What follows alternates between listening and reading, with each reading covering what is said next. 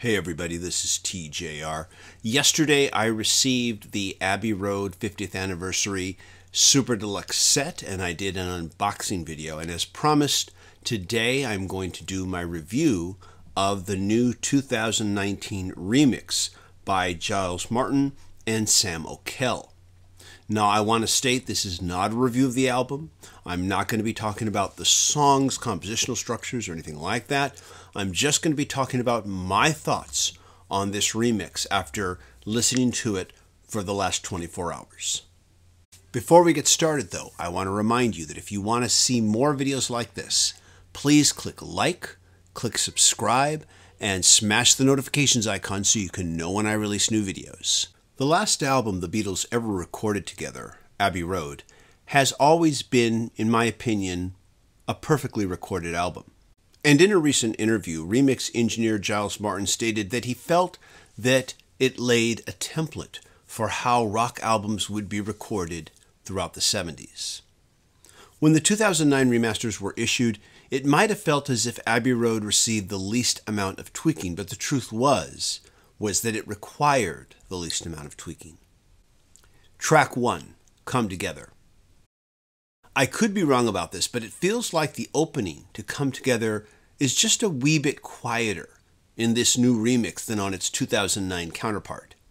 And what this does is it makes the electric guitar power chords feel that much more powerful and aggressive at the 1 minute and 10-second mark. You also hear Ringo's drums better separated and hitting more distinctly during this section as well. I have recently heard a lot of argument on the internet regarding who is singing the backup vocals in this song, John or Paul. I don't know if this remix will finally solve that debate, but one thing I hope everyone will be able to agree on is how much nicer the increased separation is between John's vocals and the doubled background vocals during the chorus, no matter who's singing it. Also, some of Paul's bass lines feel much more pronounced in order to punctuate certain accents, and the weird percussive effect during the repeated "shoot me" line is much more separated as well. But mostly, Giles Martin and Sam O'Kell stick close to home with this one, enhancing the track here and there, giving us more of an audio look at what's behind the curtain, but not so much of a look that the track loses its mysterious quality. Track 2, Something. When I reviewed this about a week or so ago as an advanced track, one of the first things I noticed is just how much more three-dimensional that cymbal swell that Ringo plays at the very beginning feels. Now when I'm listening, I notice the very light organ notes played during the opening verse in a way that I hadn't noticed before. I also mentioned just how much more lush the strings feel.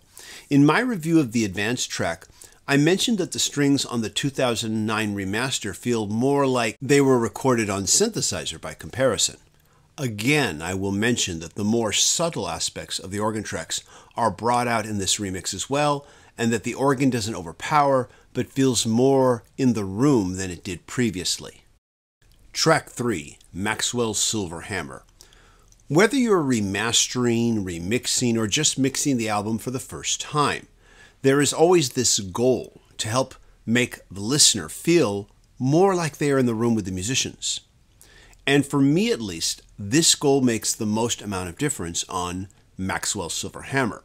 The room feels less cluttered, and every instrument and texture has a bit more room to breathe. By comparison, the 2009 remaster feels a bit more in your face, and the O'Kell-Martin remix feels more subtle, and also allows you to hear more detail at the same time. By comparison, the 2009 remaster is hammering the point home. The 2019 remix doesn't need to. Track 4, Oh Darling. The first thing I noticed when I heard this as an advanced track was just how much more centered Paul's opening cry of Oh Darling was. This remains the case for the rest of the track. Also, of course, is just how much more prominent the background vocals are too. Portions that were once buried are now clear, but never overpower. In the 2009 remasters, Ringo's drums kind of get knocked out by John's guitar arpeggios and Paul's piano banging during the chorus. But on this remix, Ringo's drums step up and don't back down. And in spite of bringing the drums more forward into the mix, Martin and O'Kell managed to give us more detail on Paul's piano during the second half of the chorus. Also, those final notes that I'm guessing were done on either a fixed piano or by just striking the piano strings with a more metallic object can also now be heard with a lot more dimensionality. Track 5, Octopus Garden. Octopus Garden is one of my least favorite Beatles songs, which is not to say that I think it's a bad song. I actually think it's a really good song and that it's well written. It's just one of my least favorites in a catalog of astoundingly great songs. So with that said, it's interesting that I find myself hearing the most amount of difference with this new remix. First, the opening guitar feels more muscular, bringing its country music influence more front and center. The jangly, tremoloed guitar play during the verse is more prominent now. And while it's interesting to me as a guitarist to be able to better hear this part, I do honestly feel that it interferes a bit with Ringo's lead vocals. But I also feel that this remix makes the pre-chorus sound more regal than it previously did. And like the aforementioned Oh Darling, I also find myself better able to appreciate this track's wonderful backing vocals. And while we're on the subject of backing vocals, this remix allows me to better appreciate what I describe as the underwater background vocals during the guitar solo.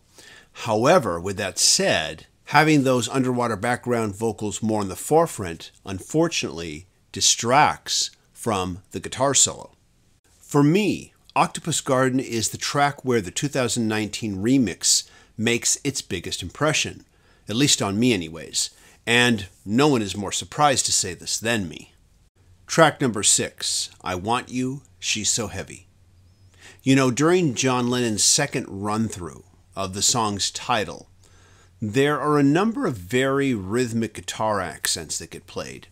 I have to admit I found myself noticing these guitar accents a lot more during this remix, and this is because during these accents there were moments where I almost thought I could feel the guitar amplifier grill vibrating. In the past I have stated that the 2017 remix of Sgt. Pepper has now allowed these tracks to sound as full and as rich as they previously only sounded in my memories of them versus how the actual CD sounded. I would say the same now about this song's closing musical Mobius strip, only it feels darker and more dramatic than my memory was ever able to imagine. Track 7, Here Comes the Sun. I honestly don't know how much I can say about this remix except to use one word: effervescent. The opening acoustic guitar sounds about the same, but once the song did start to open up, it really did feel like I was hearing this song again for the first time. Yeah, there's really not much more I can say about how this song sounds in this new remix, except to tell you to go listen to it now and rediscover how amazingly beautiful it is. Track 8, Because. Now this recording already sounded satisfyingly, heavenly, and otherworldly to my ears. And its arrangement, meaning the number of instruments used, is quite small. So it didn't really feel as though it was going to need much tweaking for this remix. And I wasn't really sure if Giles Martin and Sam O'Kell could really do too much more to it. But to my surprise, they did make it feel just a bit more heavenly and a bit more otherworldly than it previously did. Besides the harmonized vocals sounding deeper and more lush, what struck me was the better separation between the electric guitar and the harpsichord. Track number 9, You Never Give Me Your Money. As you know, Paul opens up this track singing solo, but halfway through that first line of lyric on the part where he sings Funny Papers, he begins to harmonize with himself. This, of course, creates a slight jump in volume, and the vocals build up just a little bit. By the second verse, it feels like a third vocal should be added so that the build continues to grow. However, in the 2009 remaster, this really doesn't happen. But in the 2019 remix, it feels at last like it does. Now, maybe there was a third vocal there all the time, and all they had to do was just bring it out, or maybe they just added a little bit of digital enhancement to what was already there. Either way, it feels that way now. You feel it build a little bit from the first to the second verse, and it feels like it should have always been there. Also, Paul's voice during the One Sweet Dream section of the song feels more centered and much better separated. As a result, it also feels less processed and much more immediate. I should also add that the transition soundscape between this track and the next one, which is of course track number 10, Sun King, it feels more natural and more like it's a continuation of You Never Give Me Your Money. Sun King from 2009 feels almost boxed in comparison to this newer remix, which floats above you, floats below you, and floats within you and without you. Yes, pun intended. Track number 11, Mean Mr. Mustard. Like Come Together, this remix stays close to home. There's a bit more separation and the room feels a bit larger.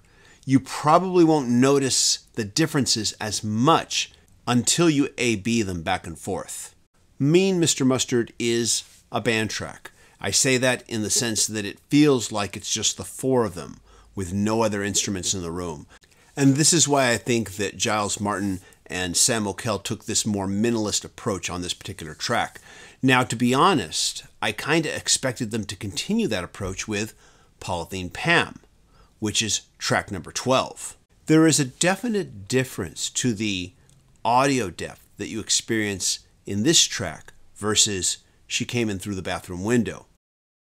The opening guitar hits are actually scaled back just a tiny bit so that the other instruments make a bigger impact when they hit. Also, like I said earlier with Oh Darling, the background vocals that were once a little pushed more into the back are now much more in the foreground. It's great to hear these lush background vocals, but as a result, they do take away some of the rougher edges that this song previously had prior to this remix. Now, whether you think this is good or bad will depend on your own subjective taste. So far, though, while it's all still new, I am enjoying it. Track 14, Golden Slumbers, and track 15, Carry That Weight. It really is impossible for me to talk about these two songs separately. I have to put them together if I'm going to talk about them. Now, first thing I will say, comparing the 2009 remaster to this newer remix, I would say that the first 30 seconds of each version feel pretty close to each other. That is, of course, until Ringo's opening drum line kicks in, and then the track becomes just that much more epic than its previously released version. The brass instruments are also well serviced in this remix as well. The brass really shines, and the guitar tone during the solo feels much thicker and much more muscular. Finally now we get to track number 16, The End. It's the Beatles' farewell song, or is it? The guitar tracks feel much better separated in this new remix, and so do the accompanying lead guitar notes during the intro. Ringo's drum solo sounds more like we are hearing it on a large stage versus in the studio, and this also helps to make the entire track sound a whole lot more exciting. The repeating guitar riff that follows the drum solo once again benefits from the better separation between the different players. It now feels heavier and a lot more rockin'. I can also hear better separation between the different vocals on the Love You section at the end. Now, remember my comment on trying to make it feel more like you're in the room? Well, with The End, they are not trying to make it feel like you are in the room. They're trying to make it feel more like you are at the concert. By the time the ending guitar solo kicks in, I'm ready to pull out my lighter and start swaying with the crowd. Even to this day, I think of this track as the end of Abbey Road. But of course it's not. There is the hidden but not hidden track entitled Her Majesty. And just like Her Majesty, I don't really have a lot to say about this. The opening bombastic chord is a bit louder and there is more separation between those instruments. But otherwise, Paul's acoustic guitar and vocals get only minimal window dressing. And the reason being is because for this track, they don't need much more than that. I want to add that while writing this review, I continue to A-B back and forth between the 2009 remaster and this new 2019 remix. Listening to how positively I am speaking in regards to this new remix, you might get the impression that I don't like the 2009 remaster. Nothing could be further from the truth. When the 2009 remaster came out, it was a revelation in comparison to the late 80s original CD release of Abbey Road. In fact, the 2009 remaster of the original mix of Abbey Road was so well done, in my opinion, that even now that we are 10 years from that point, I really don't think that a new remastering would really make any significant difference. And that is why a remix is what's really required next if you're going to give listeners something entirely new, if you're going to give them an entirely new listening experience. This is TJR, and those are my thoughts. Those are my initial impressions after living with this remix for 24 hours. What are yours? Please let me know what you think. Let me know what stood out for you. Let me know what you heard that maybe I didn't, so the next time I put the CD in my player or pull it up on my iPhone, I can listen for what you heard.